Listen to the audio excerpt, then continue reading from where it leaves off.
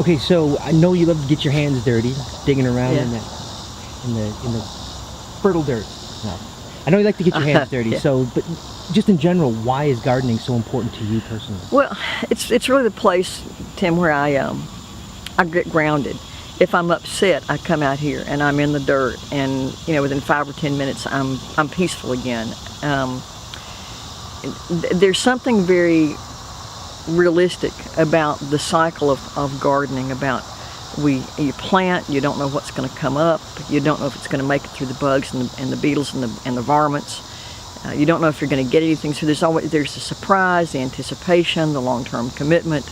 It's a relationship, and it's a pretty important piece of my own healing and growth. And if there are people I'm worried about or situations that I'm concerned about, it's where I come to pray and to meditate. And by prayer, I know we're in a part of the world where, honey, do you have a church home is almost a second greeting. And where I come from, the next question is that with or without snakes?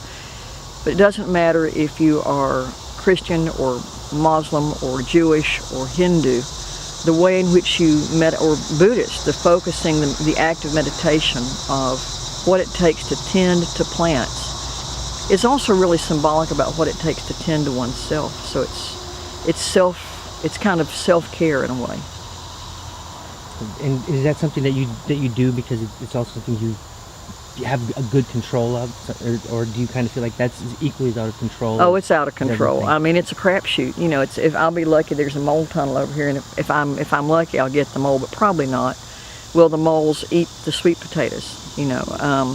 I've already had squirrels go after the melons. What am I going to get? It's always kind of like a constant little battle with nature, And the rabbits, I've got rabbit fence that's inside a chain link fence. Nonetheless, the baby ones can still get through, and if I'm not out here to get them, then they're going to get the food.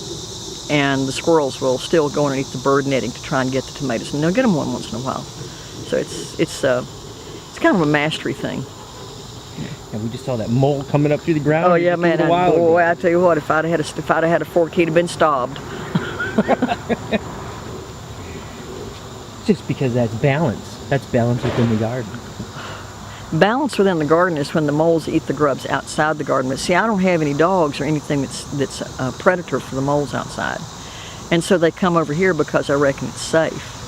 But, I've got lizards, I've got skinks that are big enough to cut ham steaks off of if you were going to garden them, and frogs. I saw a frog out here the other night. So there's a pretty good balance of beneficial creatures and not so beneficial creatures. But they're just in the wrong place at the wrong time for me. Well, just this garden is huge.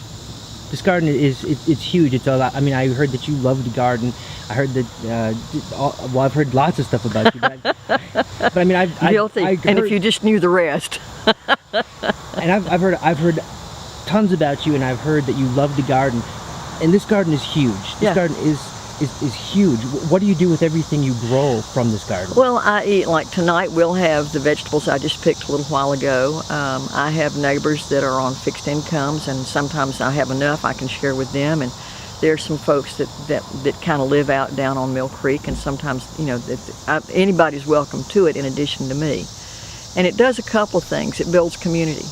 Because up and down my street, the little old ladies want to know, and little old men, and the people who are not so little and old, how's the garden? Have you got an extra tomato? I'm going, yeah, just leave me one. That's all I need. I think somebody came by a little while ago today in hopes of a little okra.